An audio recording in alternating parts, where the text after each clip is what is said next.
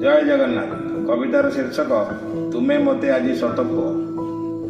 तुमे लुहाना पथर रे गढ़ा, तुमे आजी मते सत कुह। रक्त मांस गढ़ा शरीर तुमर कहीं मो पाई लुहा पथर साजिल, तुमे मते आजी सत कुह।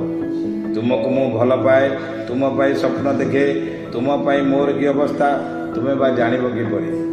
तुमे मते सत कुह, सतरे कि तुमे मो पाई निष्ठुर साजिच, तुमे कौन तुमे सब भूलीगल ना?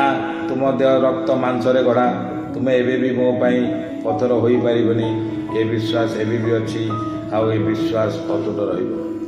कविताटी भल लगिले शेयर, कमेंट, लाइक, सब्सक्राइब करेंगे। धन्यवाद।